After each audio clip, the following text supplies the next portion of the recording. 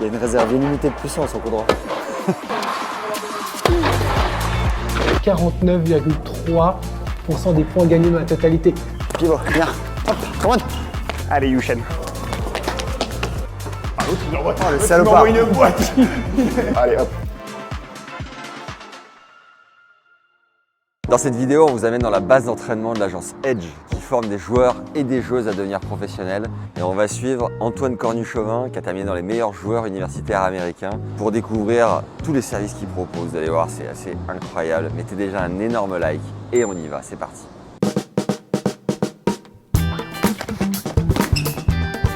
Allez, pousse. Anticipe.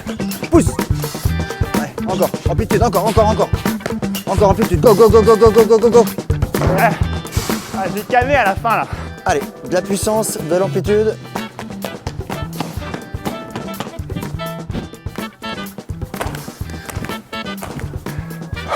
« 39,7, donc tu augmentes la hauteur, tu diminues un tout petit peu le temps de contact. Voilà, j'étais en contact avec Guillaume Ducruet qui m'avait proposé les services de Edge et il m'avait proposé de venir en fait ici essayer, voir un peu comment ça se passait.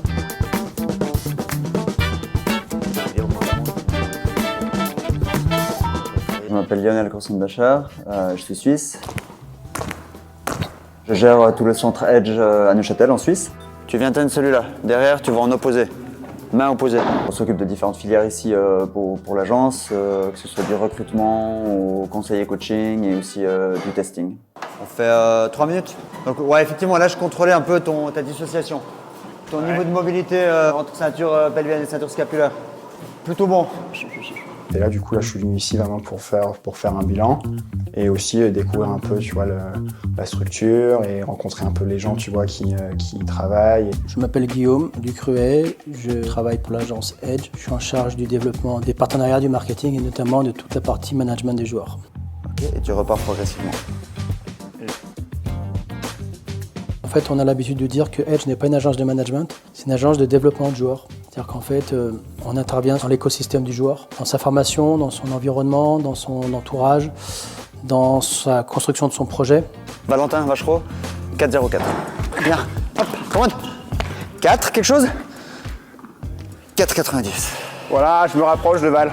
Le record, il est à 3,98. Oh la vache. Ça veut dire qu'on aborde des domaines aussi bien liés à la performance, au médical, à la psychologie et également à tout ce qui est conseil de gestion de carrière, quoi, que ce soit marketing, partenariat, sponsor. On aborde tous les domaines qui sont nécessaires à construire un projet de haut niveau. Allez, Yushen. Et je crois que tu as fait exactement le même score que Valentin. Bah oui. Le même. Arrête. Oui, je suis sûr, regarde. 1,86. Ah, il a pas touché là. 1,86. Putain. Donc moi, ce qui m'intéresse, c'est aussi de m'intéresser à ces joueurs qui ont fait cette parenthèse aux États-Unis. En 2021, je me souviens, c'était quand j'avais fait une tournée catastrophique en Croatie et j'ai dit mais j'en ai marre en fait d'être triste ou tu vois de me mettre dans des états pareils pour le tennis parce que tu te mets un peu de pression parce que tu as envie de bien faire et j'ai décidé de partir aux US pour avoir un diplôme. Et c'est juste qu'en fait tu gagnes pas ta vie. J'étais 430 je pense à ce moment-là, mais bon, tu galères. Toute l'année, tu vois, faut t'entraîner, partir en tournoi, t'as des dépenses. Et si tu gagnes pas le tournoi, t'es en négatif toute l'année. Et je voulais pas finir, tu vois, vers 27-28 ans et toujours dans cette tranche de classement. Et du coup, je me suis dit, bah, autant aller aux États-Unis, je pourrais continuer à jouer au tennis là-bas et pour l'instant mettre en tout cas le circuit de côté.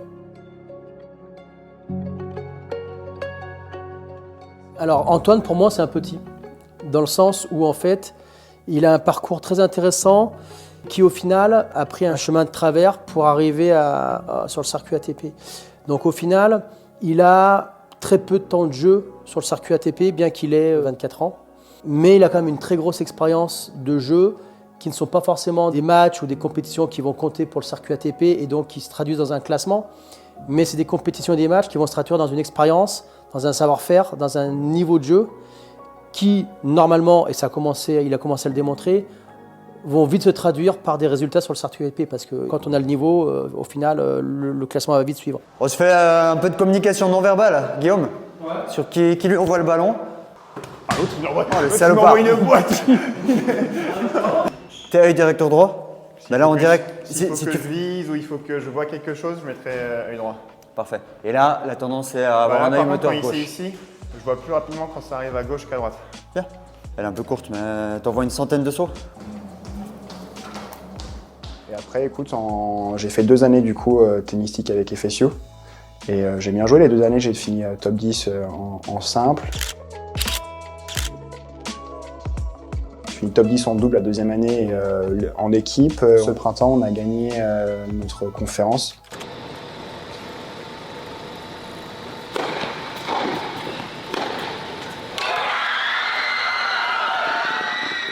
Qui a été du coup un peu un exploit. Enfin, c'était la première fois dans l'histoire des FSU que ça arrivait. Et du coup, on a fini top 10 aussi en équipe, ce qui est le meilleur aussi résultat de la fac. Voilà, tu as 18 ans, tu sais que si tu n'es pas 200 ATP dans les 2 ans qui suivent, ça veut dire qu'il faut faire non classé 200 ATP entre 18 et 20 ans. Ça va prendre du temps, ça va coûter beaucoup d'argent et tu n'auras peut-être pas forcément la chance d'y arriver. Et pour autant, tu as peut-être aussi le niveau, mais c'est juste une question de morphologie. Tu n'es pas prêt physiquement, dans ta tête, tu as encore un petit bébé. Il y a plein de choses qui vont rentrer en compte. Pourquoi tu n'es pas 200 ? Alors peut-être que tu n'as pas le niveau aussi, bien sûr. Donc ça veut dire qu'en allant se construire aux États-Unis, moi j'appelle ça, ils s'achètent du temps de formation. C'est-à-dire qu'en fait, ils vont faire des études, très bien, super, mais ils vont aussi avoir la capacité de s'acheter de la formation, de l'expérience et de la maturité et de se rendre compte, année après année, s'ils ont la capacité d'être opérationnels sur le tour ATP. Ok, 2, je suis censé pouvoir y arriver. Ouais, mets-nous les lunettes là. Attends, de toute façon, tu vas en avoir. Allez, hop. 1, 3, 4, 7. Bingo! Nouveau record! Bien joué! Alors, je m'appelle Francesco Di Muccio et ici, je m'occupe de la partie entraînement et évaluation neurocognitive des joueurs qu'on reçoit pour le recrutement, mais aussi pour nos joueurs Edge qui viennent faire des semaines d'entraînement ou d'évaluation. Ah ouais, bah il a le record de tous les joueurs qu'on a vus là. Ouais. Non, mais là, il y a quelqu'un là quand même. En toute modestie, bien sûr. Alors, je lui ai fait notre batterie de tests d'évaluation neurocognitive qui consiste en une évaluation de l'activité cérébrale, différents tests cognitifs qui mesurent les capacités d'attention soutenue, des tests d'inhibition, de mémoire de travail, de flexibilité cognitive. À partir de tous ces tests, je crée un profil de fonctionnement neurocognitif du joueur. Tout le monde se connaît plus ou moins et aussi connaît ses forces et faiblesses en tant qu'athlète. Là, l'idée, c'est de mesurer de manière un petit peu plus factuelle où sont les forces, faiblesses et où est la marge de progression. Parce qu'on parle de petites marges quand même. Là, notamment, ces performances sont assez élevées. La question, c'est où est-ce que je vais pouvoir m'améliorer un tout petit peu pour qu'à la fin, ça ait une petite incidence sur mon jeu. Ça fait beaucoup de choses à travailler, ça fait beaucoup d'objectifs, beaucoup d'heures passées sur chacun de ces objectifs pour avoir des très petites différences sur le terrain, mais ces petites différences peuvent, elles, faire de grandes différences à nouveau. Bah voilà, donc on va parler de ton bilan. On a analysé 8 de tes matchs, ça fait 1101 points au total, ce qui est un échantillon assez bon. Donc franchement, on a une bonne visibilité de ce que tu as fait, moi je trouve. Et comme j'ai dit avant, je trouve que les résultats sont, on voit des choses intéressantes. Il y a aussi derrière une partie de stats avec Fabrice qui est apparemment le roi de la stat et qui va me sortir un bouquin demain sur mon jeu. 3 victoires, 5 défaites. Tu vois, ce qui est marrant, c'est que pour 3 victoires, 5 défaites, tu as quand même à 49,3% des points gagnés dans la totalité. Tu vois, si on arrive à optimiser ton jeu de 1%, tu peux prendre jusqu'à entre 50 et 100 places. C'est un petit peu l'argument théorique. Et chez toi, on peut vraiment voir que 87% de ta différence que tu fais avec tes adversaires, c'est en faisant plus de points avec ton coup droit. En ce qui concerne Antoine, qui est quand même qui est un athlète assez aguerri, adulte, etc., c'est plus l'idée d'avoir de la data pour orienter l'entraînement derrière. L'interprétation de la data sera clé pour voir si il y a des directions précises qu'il doit prendre au niveau de l'entraînement. Moi, je pense que développer, ce que j'ai noté, développer le service slicé, extérieur là et OT, pour le jouer à un moins 20%, 20-25%, ça va être super efficace. Et toi, ce qu'on fait, indépendamment de quantifier ta performance personnelle, la veille des matchs, tu vas avoir la même chose de ton adversaire. Ouais, c'est ça aussi. Ouais. En ce moment, on couvre 50% des joueurs du top 200 et 100% des joueurs du top 100. Après, évidemment, si tu étais avec nous, on fera un effort aussi pour qu'au moins les joueurs du top 200, on ait un minimum d'échantillons sur eux pour te donner des pistes. Voilà, plus on a de données sur toi, plus on peut aider et plus tu peux utiliser l'outil d'une manière fonctionnelle. Mais ça fait partie en tout cas du package Edge.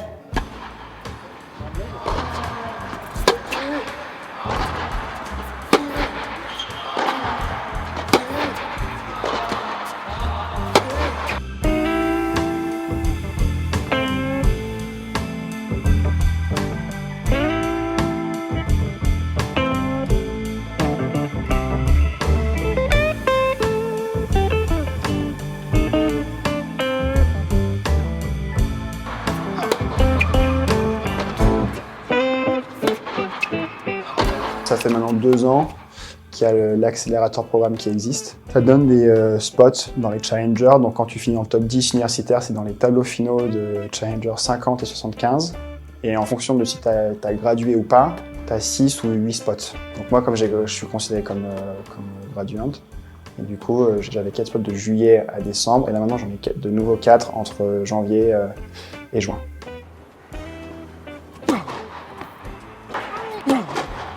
Tu vas essayer de préparer tes épaules à outrance. Tu vas essayer de présenter l'épaule gauche le plus possible vers la balle et l'épaule droite le plus possible derrière.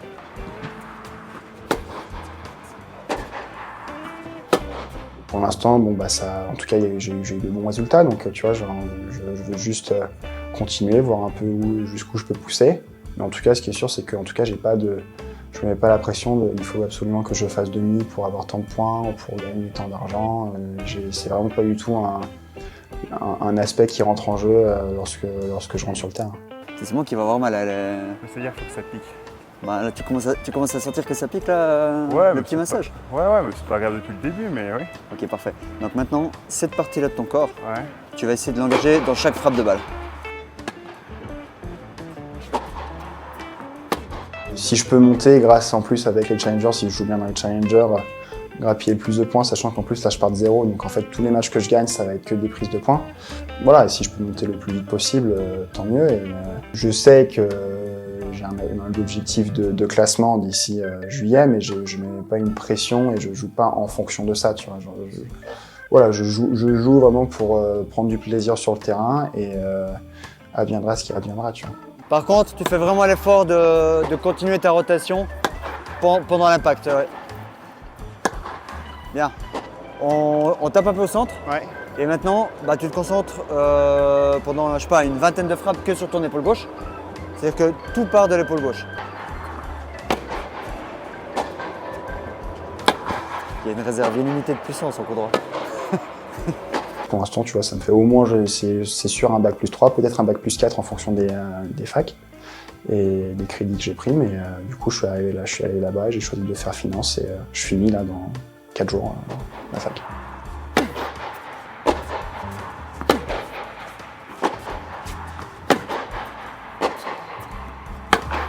Bien.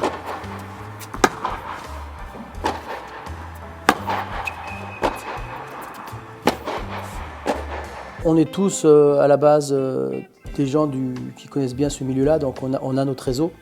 Et donc ça veut dire qu'à un moment donné, quand on a souhaité développer cet écosystème de services, on s'est naturellement rapproché par les gens qu'on connaissait, qui avaient une expertise, qui avaient des qualités dont on savait qu'ils pourraient participer activement à ces services. Donc on a quelqu'un comme Lionel qui en prépa physique est très très très fort. On a Francesco en neuro, Fabrice Barrault intervient sur la partie data statistique. Moi, de par mon parcours plus équipementier, je peux faire intervenir des préparateurs de raquettes très très bons. Donc voilà, donc c'est vrai en cherchant parmi les gens qu'on connaît, on a créé ce groupe de spécialistes qui sont au service des joueurs.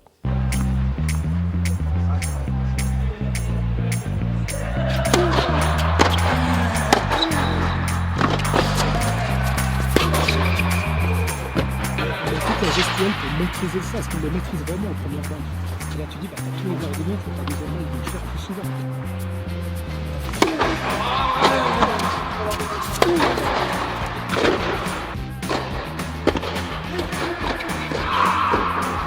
J'aime bien ce service, parce que c'est pas du tout un service en puissance. Hein.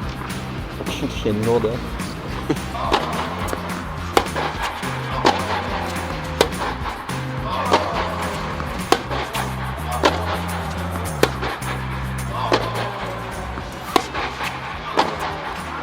J'étais comme ça, je l'ai fait plus comme ça, je pense. Et là, j'ai un peu tourné. Ah, c'est marrant. Tourné et arrivé et gratter. Donc tu prends une prise plus fermée. Ouais, pour la descendre. et Ouais, mais bon, le gratter. poignet il est souple naturellement.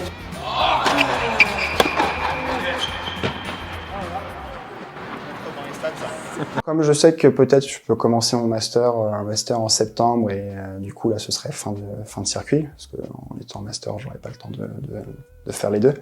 Donc voilà, j'essaie d'avoir un classement assez élevé, tu vois, d'ici juillet, tu vois, si je suis pas loin de rentrer dans le cut, tu vois, pour l'US Open. J'ai pas de classement vraiment en tête, mais là maintenant je suis 610. Si j'évolue pas beaucoup, tu vois, bon, bah, je me dirais que c'était pas fait pour moi et j'arrêterai, je me mettrai pleinement dans mes études et je commencerai un master. Lors de sa prochaine visite à la base d'entraînement Edge, Antoine réalisera en complément un bilan santé avec le nutritionniste Olivier Bourquin et pourra profiter de cours en terre battue ou même en gazon mis à disposition par l'agence. En 2025, Antoine n'a pour l'instant profité que de 2 wildcards sur les 4 restantes. Au Challenger d'Oreas au Portugal, il s'est incliné en quart de finale. Au futur de Bressuire, il perd en 3 manches contre Dan Haded au 2e tour. Et ces 2 tournois lui ont permis de gagner 68 places au classement mondial.